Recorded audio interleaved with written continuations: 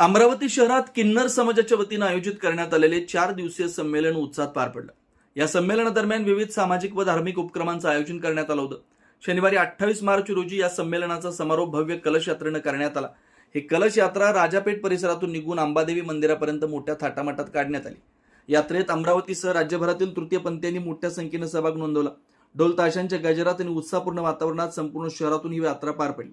यावेळी किन्नर समाजाच्या वतीनं देशात शांतता आणि सुरक्षिततेसाठी प्रार्थना करण्यात आली।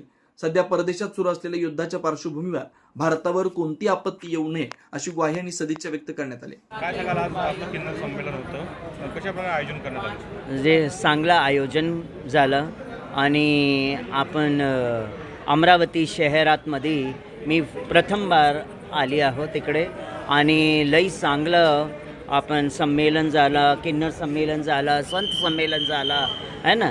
आणि हे सगळं संमेलन करायचं रिझन असं असतं की जे भय लोकांमध्ये झालं आहे की लढाई झगडं झालं, इकडे तलवारबाजी झालं, ते आपण लोकांमध्ये एक पॉझिटिव्ह मेसेज की असं की लोक घाबरू नका आणि ज्यांनी हमलं केलं सोनाबाई के मोनाबाई आहेत त्यांना आम्ही आमंत्रण करतात। मी शंकराचार्य आहे, माझं कर्तव्य हा असते की सगळ्यांना एक घेऊन चालायचं आणि सगळ्यांना वेलकम आहे आमच्या आज सनातन धर्ममध्ये।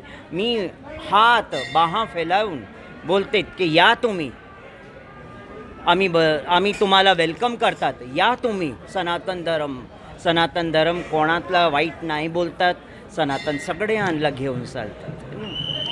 अमरावतीकरांना हेच सांगतात की अमरावती माँ अंबाच्या धारा आहेत, माँ अंबाची भूमी आहे, हा धर्मभूमी आहे, हा करमभूमी आहे। तुम्ही माँ अंबाच्या वंशजच आहे तरी तुम्ही इकडे हा अंबाची भूमीमध्ये आहेत, ते तुम्ही माँ अंबाचं नाव घेऊन आणि भवसागर पार माझा आशीर्वाद, माझे साधुवाद सगळ्या अमरावती वासींना।